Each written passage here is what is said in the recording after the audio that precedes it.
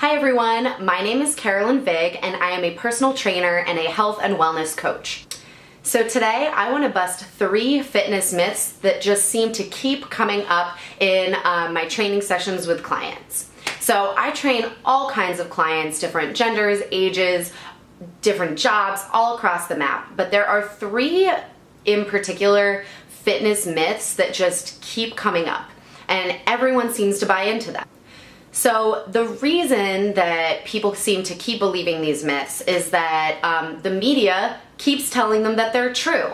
There are people out there making workout programs, news reports, and just doing bad science sometimes that keep reinforcing these myths that just really aren't true at all about fitness and exercise.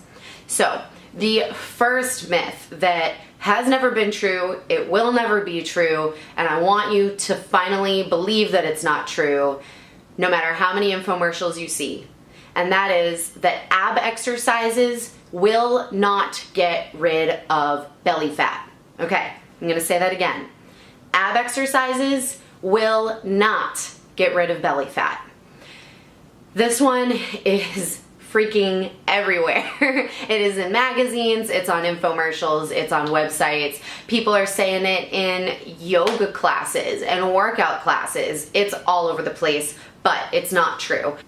So the reason that this myth that ab exercises will reduce belly fat, the reason this is not true is that spot reduction has been scientifically proven to not work.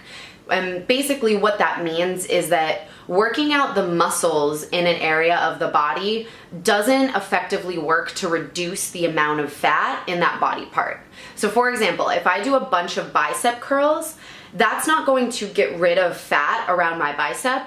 All that will do is increase the muscle mass. So if you want to grow a muscle or an area of your body that has muscle on it, you can work out that muscle in a particular way to make that muscle grow. But spot reduction is not a thing, and working out an area of your body will never make that particular area of your body smaller specifically. So myth number 2 is that doing squats will either A, make my butt smaller, or B, make my butt bigger. So this is a myth either way you slice it.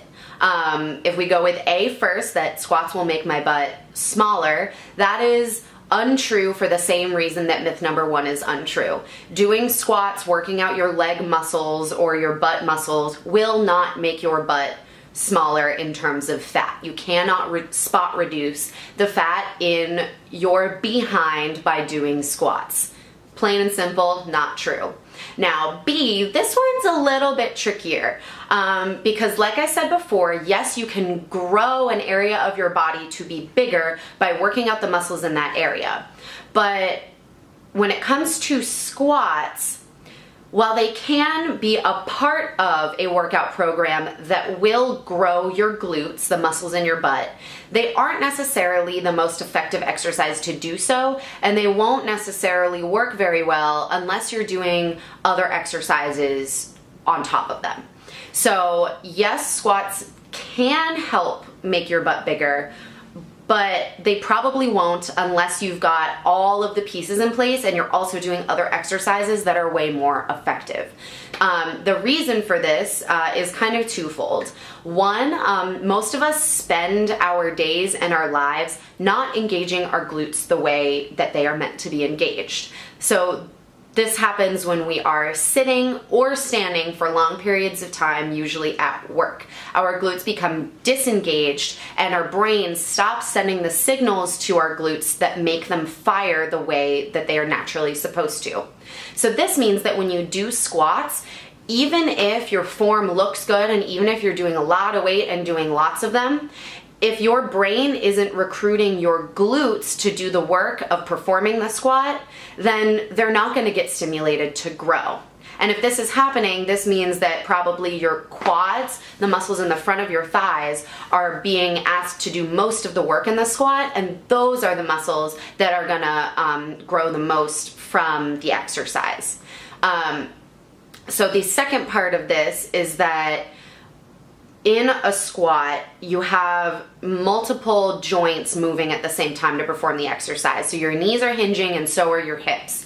And like I said before, your quads are going to be asked to be a part of the exercise in addition to your glutes. So that means that even if your glutes are firing the way that they're supposed to, the load is being shared between lots of different muscles. So this means that even if your glutes are working, they might not be lifting as much weight as they possibly could be and not being worked as hard as they could be. So if making your glute muscles bigger and stronger is something that you are interested in doing in your workouts, you need to be doing glute specific exercises that put the load pretty much entirely on your glutes, so that one, you can get the most out of your time in the gym as possible. You don't want to be wasting your time. And that two, you are practicing recruiting those muscles so that in your everyday life you start to use them more like you're naturally supposed to, instead of having them turned off most of the time. Now, little disclaimer here, another kind of side myth to this one is that you don't need to be trying to make your glutes bigger or smaller. You know, however they are is totally fine. If you want to make them stronger and have that kind of like athletic component to it, or that functional component to it, I think that can be a really great fitness goal. But just know that to be an athlete, to be a healthy person, or to even, you know, just like be in fitness spaces, you don't have to be trying to grow your glutes. That's just a trend right now on social media, and it's not necessarily a worthwhile pursuit for most people. So getting too wrapped up in trying to grow your glutes isn't necessarily a good move. There are other things that you can focus on that will be a lot better for your overall health and wellness than just trying to make your butt bigger. So myth 3 is another kind of two-part one, and it's all about running. So part A is that running is the most effective type of exercise for fat loss, and myth B is that running is important for health. So for part A, a lot of people, when they first start getting into fitness, a lot of times with the goal to lose weight, they will turn to running, thinking that it is a very effective form of fat loss and weight loss, or effective form of exercise for fat loss and weight loss. The thing is, scientifically, it really isn't. Long bouts of steady state cardiovascular exercise, while they absolutely do burn calories, while they absolutely can enhance cardiovascular health and endurance, the science just really isn't there that it's the most effective form of exercise for fat loss. Now, what is the most effective form of exercise for fat loss is a video for a different day, if I decide to do it at all, because honestly, I don't really believe that prioritizing fat loss in a fitness program is the most effective use of your time or best way to achieve kind of overall wellness and good quality of life. So not only is running not a very effective form of exercise for fat loss, but it's also been shown that it can actually cause fat gain in a lot of people, depending on the situation. So if you are starting a running program thinking that it is going to help you lose a ton of weight, lose a ton of fat, just know the odds are it's probably not. So the second part of this myth, part B of myth 3, is that running is important for health. So kind of tied up in the whole, like, I'm going to start running to lose weight is the idea of I'm going to start running to get healthy. It's the first thing that people think of when they want to, you know, get fit, get healthy, and start a newer, healthier lifestyle. But the thing is, running is not actually an appropriate type of exercise for a lot of people out there. And the benefits that you can get from running, you can easily get from lots of other forms of exercise. So the main benefits of running that people tend to talk about most are heart health, cholesterol, blood pressure, and stress management. But here's the thing, you can get those benefits from so many other types of exercise, and running, even if it does give you those benefits, has some drawbacks for a lot of people. So running is really not appropriate for people who struggle with joint pain, especially in the knees. It's a high impact exercise which can be really, really rough on joints that are already predisposed to injury or have been injured in the past. Running may also not be very appropriate for people who are struggling with really high cortisol and stress hormones, who have thyroid or adrenal issues, or are just dealing with like a lot of stress-related health problems in their life. So I mentioned that running can be a good form of stress relief, which it can for many people, but depending on your specific physiology, running, especially really long bouts of running, can actually be worse if you're dealing with stress-related health problems.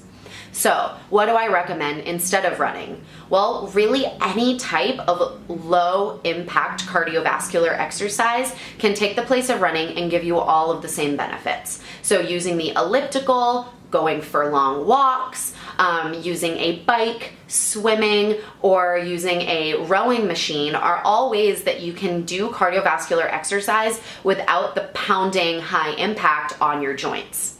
And if we're talking more of the like adrenal, thyroid, stress-related issues, more appropriate types of exercise that can still give you lots of physiological benefits would be more low-intensity, low-impact forms of exercises like weightlifting, yoga, walking, or very, very short duration sprint workouts. Those are going to be a lot easier on your stress system and give you the benefits of exercise without adding to the stress that's already on your body. All right, everyone, so those are the 3 myths that I keep having to bust over and over again with my clients, so I thought I would just bust them all at once with all of you at the same time. All right, everybody, thank you so much for watching this video. Please be sure to follow me on Instagram, like my Facebook page, subscribe to this channel, and I will talk to you next time. Bye.